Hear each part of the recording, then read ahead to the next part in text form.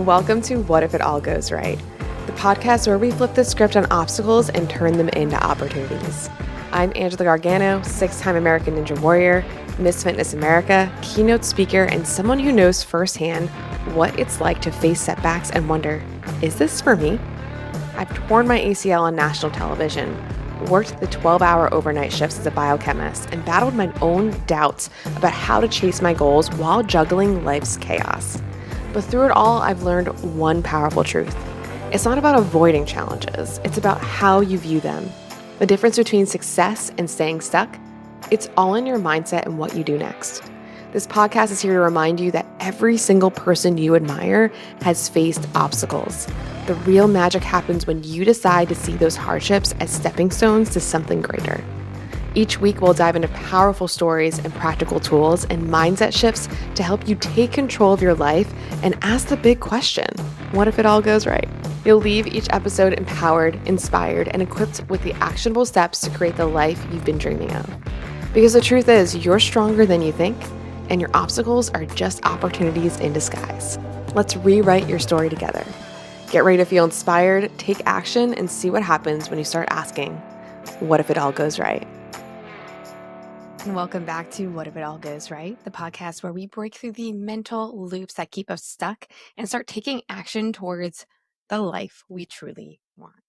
In today's episode, it's a little bit different. This is going to be raw, it's going to be vulnerable, and it's something I know a lot of you are going to resonate with because I'm literally in it right now.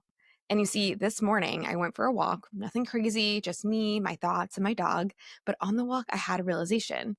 And one that really hit me hard. And I've stopped doing something that used to be so important to me.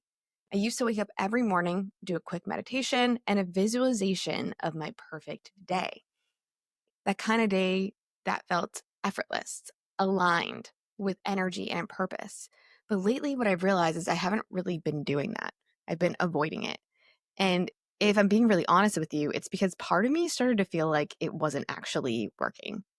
I mean, what's the point of visualizing the perfect day if every single day it feels like nothing is actually moving in that direction? I wasn't booking the speaking gigs that I wanted. My business felt like a grind and like a hustle, and nothing felt like it was flowing. And let me tell you, when things feel like that hard, it really hits your ego. It hits your self-worth. It makes you question, am I even good enough for this? It felt like I was stuck in a loop of negativity. And honestly, I didn't know how to get out of it until I stopped myself and I asked, what if it goes right? And I know it's the name of this podcast. I know this is the framework that I'm teaching and I live by, but in the moment, I wasn't living it. I was drowning in the worst case scenario thinking. And when you're in that fight or flight state, your brain literally cannot see the positive outcome because it's wired for survival, not for creativity. It's focused on protecting you, not expanding you. So even when I tried to imagine what right would even look like, I honestly couldn't. It was blurred by self-doubt. It was blocked by fear. And that's the problem. So today, I want to talk about how we push past the fog of the self-doubt to start thinking about what if it all goes right. And I want to share the exact steps I'm talking about to do that today, because let's be real, I'm still in it right now. We're in this together. And I know that getting stuck here is not an option. This is going to be a series. So we're going to go through different series of how to really get ourselves unstuck to really follow this right framework. And I'm going to give you actionable steps. And I'm literally going to be doing this with you alongside the journey. So I'm really excited about that. Definitely make sure that you're following along on this series so that you can do each of these steps so that we can do this together. So the first step of all of this is recognizing and feeling without getting stuck. So the one thing I've learned, whether it's in fitness, business, or life, is that the first step to getting unstuck is not just passing through it, right? It's actually stopping long enough to recognize what is actually happening, which is exactly the realization that I had the other day on my walk. Because here's what happens if you don't. The stress, that frustration, and that sense of failure, it's just going to build. And it's going to start leaking into everything, everyone around you. So the first step here is to feel it. To feel it, but like my mentor had told me multiple times when I was going through my ACL and coming back from that, she said, listen, I see that you tore your ACL. I see that you're feeling stuck and you're not feeling so great in it right now, but I don't want you to get stuck there. So for me, this means I'm going to give myself 24 hours. Okay. I'm putting a time frame on it. We're not going to stay stuck there forever.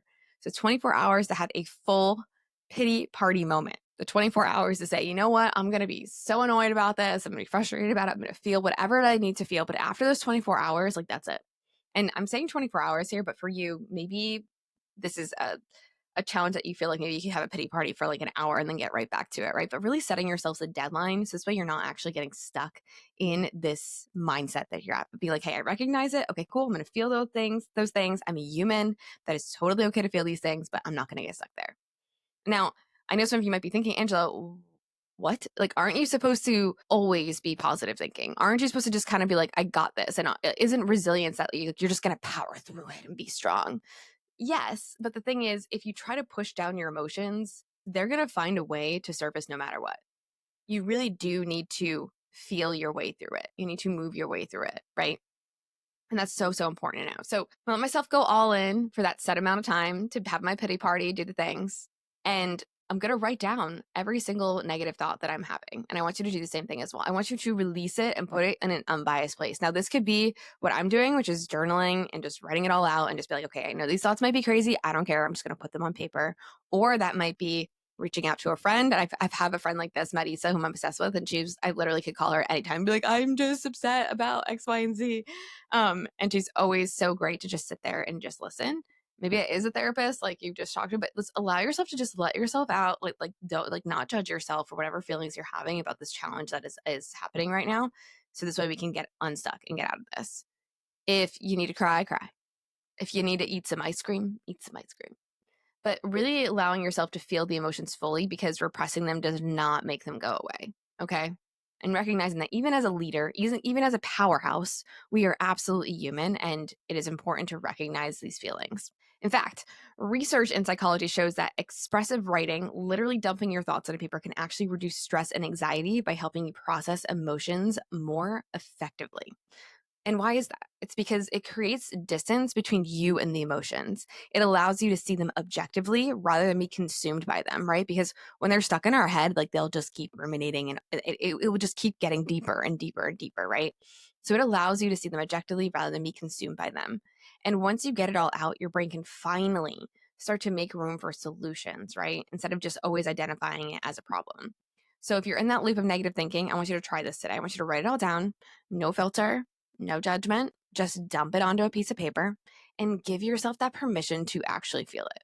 Let yourself sit in it with a time limit so you're not stuck there forever, and then get your body moving. Which brings me on to step 2, right? So we're journaling it all out, we're getting it all in the unbiased place, right? And now it's time to get back to now. Because a lot of times, and this is a Brianna West quote, by the way, she has an amazing book called The Mountain Is You, which I'm obsessed with.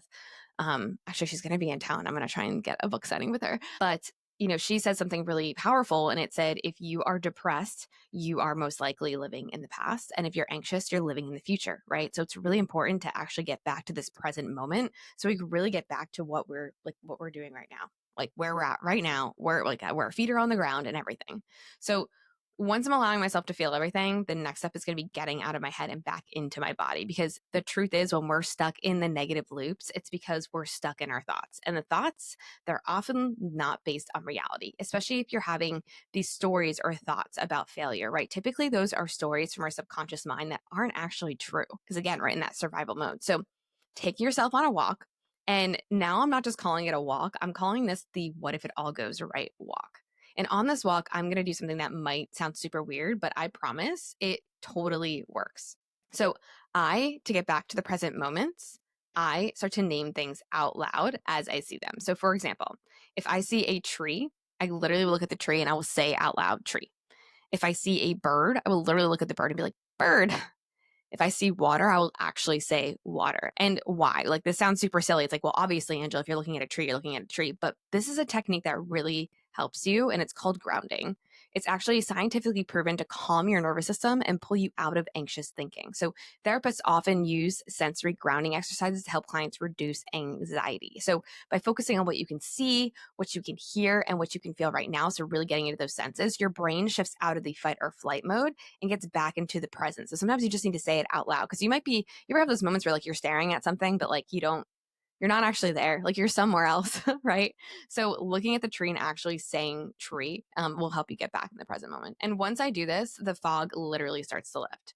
It doesn't fix everything immediately, obviously, but it creates that space for me to start thinking differently, to really start getting my brain in a different place. Number 3, shift the focus to what you want. And that's where I'm at today. I've let myself feel. I've walked myself back to the present moment. And now it's time to shift the focus, because the truth is my reality, it wasn't going right. The reality that I'm in right now it's not going like, what if it all goes right? It doesn't feel, it's like not going right, but neither is my thinking. So whatever my thinking was telling me is where the perspective of everything that was happening is going, right? Only focusing on what's not working, only looking at what's going wrong. But guess what? That's all you see when you start to think of that, is everything that's going wrong. But what about the things that are actually going right in front of you? What you focus on, you become. And so now asking myself, what if it goes right? And if that next call lands me my biggest speaking opportunity yet? What if my business starts feeling fun again? What if I'm exactly where I need to be? And that's what I want you to do today, because this isn't just about me. I know that if you're listening to this, you've had a moment where you felt super stuck in the loop, where you questioned if you were even good enough, where you weren't sure if things ever were going to feel quote unquote right. So here's the action steps I'm going to give to you for this first part of the series of What If It All Goes Right. I want you to set up your 24-hour pity party, that limit. Maybe it doesn't have to be 24 hours. It could be like an hour. Feel it, write it down, then get up and move, take a walk, ground yourself in the now. And I want you to start shifting and asking yourself the questions of what if it all goes right? And in the next episode, we're going to talk about what to do next, how to start taking control over what you actually can control, because you are way stronger than you think you are. And you are so damn capable of making it all go right and realizing that actually it probably already is going right. And that's the huge plot twist that typically happens, right? And I saw this amazing video, I believe it was on TikTok. I think it was like a commencement ceremony, but he was an actor and he was just talking all about how, sometimes we get so caught up in that everything's not going quote unquote right. But a lot of times that for any storytelling plot, even for like a series or a movie, right? It's if it all went right, there wouldn't actually be a plot, right? There wouldn't actually be a story, right? So recognizing that right is so relative, and that when things are quote unquote going wrong, those are exactly the challenges and the plot twists and the things that you need in order to get you to the destination that either you want to get to, or the destination that the universe has that's a much bigger version of that than maybe you could ever even imagine right now. So I think that's such a powerful thing to think about. So again, I want you to take those action steps today. Nothing super crazy. And we're going to continue to go through this in the series. And I'm literally, again, doing this with you. And for today's episode of What If It All Goes Right, I hope this resonated with you, because I'm not alone in feeling this way. I know there's so many of you out there who probably feel stuck in your own loop, whether it's in your career, your relationships, your goals, or just in life in general. But listen, you don't have to stay there. Okay. You have the power to shift your focus. You have the power to take control of your mindset. You have the power to ask yourself, what if it actually goes right? What if it's already going right? So like I said, here's what I want you to do. I want you to take a screenshot, share it on Instagram, tag me at Angela Gargano, and tell me what you're shifting today. Tell me how you are choosing this next step. Tell me all about the action steps you're going to be taking away today from this episode, because trust me, when you start thinking this way, things really do begin to change. And if you haven't already, make sure you hit the subscribe button, leave a review, and share this with someone who needs this message today. It's these conversations, it's these shifts that create the biggest ripple effect. And remember, you are literally built for this, okay? You are built to push past the fog, to reclaim your power, to create a life that truly feels like it's going right for you. And I'll see you in the next episode where we dive into what happens after our pity party, how to take back control and make real-time moves forward. But until then, take a deep breath, get outside, and keep reminding yourself, what if it all goes right?